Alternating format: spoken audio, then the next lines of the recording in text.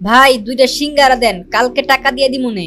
কি রে প্রেমিস, তুই আমাদের কলেজে পড়ালেখা কইরা তুই ফুটপাতে এসে 20 টাকা সিঙ্গারা খাইতেছস, তাও আবার বাকিতে? আহারে, তোর জন্য আমার অনেক কষ্ট হয়। আচ্ছা চল তুই আমার সাথে, আমি তোরে আজকে একটা 5 স্টার হোটেলে নিয়ে খাওয়ামু। প্রিমিস গরিব হওয়ার কারণে কলেজের ছেলেমেয়েরা প্রিমিসকে নিয়ে অনেক মজা করে, অপমান করে। আজকে কলেজের একটি বড়লোক মেয়ে বিলকিস প্রিমিসকে বাকিতে সিঙ্গারা কিনতে দেখে ফেলে, আর সেটা দেখে সে প্রিমিসের সাথে মজা নিতে থাকে আর অপমান করতে থাকে। প্রিমিস, মানলাম তুই গরিব ফকির, তো কি হইছে? আমার কাছে তো অনেক টাকা আছে, প্রতিদিন কুত্তারে খাওয়াই, আজকে তরে খাওয়ামু। আমি তোরে যেই রেস্টুরেন্টে নিয়ে যাইতাছি এইটা তুই জীবনে চোখেই দেখোস নাই।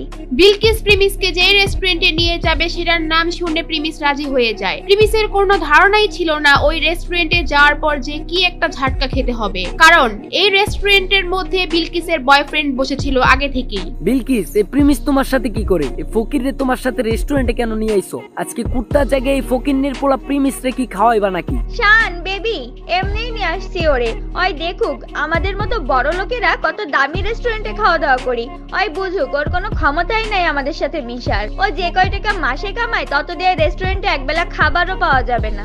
আচ্ছা তুমি আমার এখানে এসে বসো, আমি ওয়েটারকে ডাক দেই। এই ওয়েটার এদিকে আসো। এরপর ওয়েটার তাদের অর্ডার নেওয়ার জন্য আসে। আজকে আমরা প্রিমিসের জন্য স্পেশাল কিছু অর্ডার করব, জীবনে তো খাই নাই এগুলা। আরে প্রিমিস চৌধুরী সাহেব, আপনি এখানে? স্যার আমি আপনাকে দেখি নাই, সরি স্যার, আমাকে মাফ করবেন। প্রিমিসকে দেখে ওয়েটার আশ্চর্য হয়ে যায় আর ওইখান থেকে চলে যায়, কিন্তু বিলকিস আর বিলকিসের বয়ফ্রেন্ড এটা দেখে একেবারে অবাক হয়ে যায়, আর তারা দুজনেই বুঝতে পারে না ওখানে কি হলো। প্রিমিস, তোমার এই ওয়েটার চৌধুরী স্যার কেন বললো?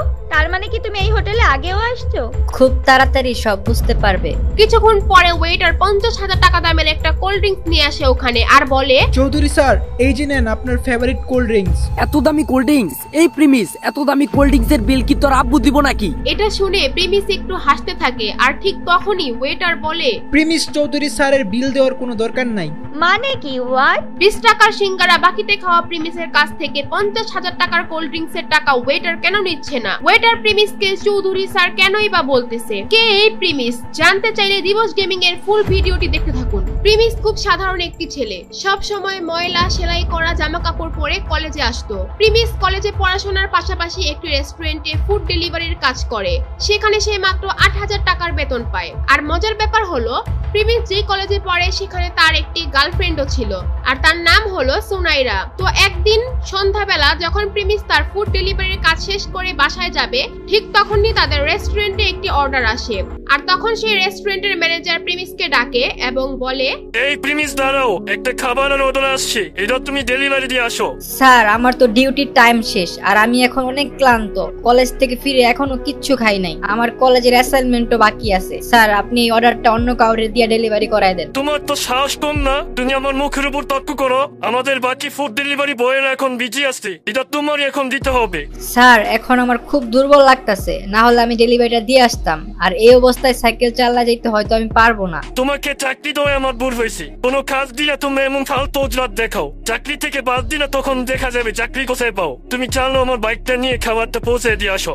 আচ্ছা ঠিক আছে, আমি যাচ্ছি। প্রিমিস এই ক্ষুধার্ত শরীর নিয়েও খাবার ডেলিভারি দিতে রাজি হয়। যদিও তার কাজের সময় শেষ হয়ে গিয়েছে, তারপরেও ম্যানেজারের কথায় তার চাকরি হারানোর ভয়ে সে যেতে বাধ্য হয়। তাই সেই কথা চিন্তা করে রেস্টুরেন্ট থেকে খাবার নিয়ে বের হয় ডেলিভারি দেওয়ার জন্য।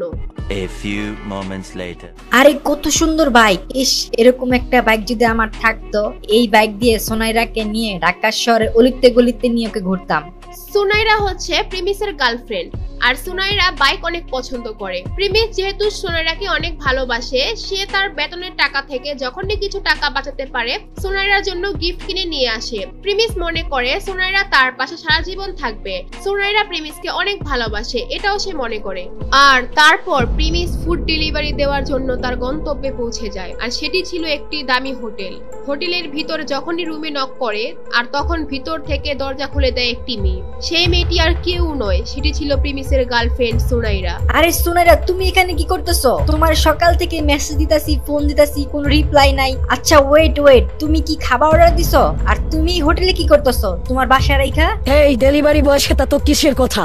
আরে প্রিমিস দেখি আমাদের কলেজে পড়ালেখা করে, সেই ছেলে এখন ফুড ডেলিভারি বয়। সুনাইরার সাথে এখন যাকে দেখছেন সে হচ্ছে রাসেল। প্রিমিসরা যেই কলেজে পড়তো সেই কলেজের ম্যানেজমেন্টের দায়িত্বে থাকা একজন বড় লোকের ছেলে। সেও ওই কলেজেই পড়ালেখা করে। সুনাইরা, তুমি এখানে কি করতেছো ওর সাথে? তুমি আমার মেসেজে রিপ্লাই দিচ্ছ না, ফোন ধরতেছো না, আর এখন তুমি এখানে বসে আছো ওর সাথে। সুনাইরার তখন আর কিছু লুকানোর থাকে না, তাই সুনাইরা বলে, তোর সাথে আমার ব্রেকআপ। তোর মতো ফকুন্নির সেন্দের সাথে ওদিন রিলেশন করছি, এটা তোর ভাগ্য। তোর তো একটা বাইক কেনার সামর্থ্য নাই, আমাকে কোথাও ঘুরতে নিয়ে যাস না। তোর মতো ফকিনের পোলার সাথে কে রিলেশন রাখবে রে? প্রিমিস সুনাইরার কথা শুনে যেন তার মাথায় আকাশ ভেঙে পড়লো। প্রিমিস সুনাইরাকে নিয়ে এত স্বপ্ন দেখতো, আর সেই সুনাইরা তার সাথে এই কাজ করলো। প্রিমিস একদম নীরব হয়ে ওইখান থেকে চলে আসতে থাকে। সারাদিন না খাওয়া, তার মধ্যে এত বড় ধাক্কা, সে একদম ভেঙে পড়ে। আর ঠিক তখনই কাহিনীতে আসে নতুন টুইস্ট। তার ফোনে একটি মেসেজ আসে, আর সেখানে লেখা থাকে প্রিমিস চৌধুরী আজকে থেকে তার অভাবী জীবন থেকে মুক্ত, আর তার ব্যাংক অ্যাকাউন্টে 500 কোটি টাকা অ্যাড হয়েছে, এবং সে তার পরিবারের গরিবী পরীক্ষায় পাশ করেছে। আপনারা হয়তো ভাবছেন এটা আবার কিসের পরীক্ষা। চৌধুরী ইন্ডাস্ট্রির একমাত্র ছেলে ছিল প্রিমিস। তাদের চৌধুরী পরিবারের একটা নিয়ম ছিল, তাদের পরিবারের ছেলেদের তারা ছোটবেলা থেকেই সমস্ত সম্পত্তি ও টাকা পয়সা থেকে বঞ্চিত করে দেয় এবং গরিব অবস্থায় ছেড়ে দেয়। একটা সময় গিয়ে যখন তাদের 21 বছর বয়স পূরণ হয়, তখন তারা তাদের সমস্ত সম্পত্তি ফিরে পায়। আর সেই দিনটি ছিল আজকে। কি হবে এখন? কি করবে এখন প্রিমিস? কি হতে যাচ্ছে প্রিমিসের সাথে? এগুলো জানতে চাইলে দিবস গেমিং এর ইউটিউব চ্যানেল সাবস্ক্রাইব করে নোটিফিকেশন বাটন বাজায় রাখেন, কারণ আগামী পর্ব এখানেই পেয়ে যাবেন। আর যারা দিবস গেমিং এর সাথে লাইভে গেম খেলতে চান, অ্যাড হতে চান, তারা দিবস গেমিং এর ফেসবুক পেজটি ফলো করে দিয়ে আসেন। ডেসক্রিপশন আর পিন কমেন্টে লিংক দেওয়া আছে, চালু করে ফলো দিয়ে আসেন।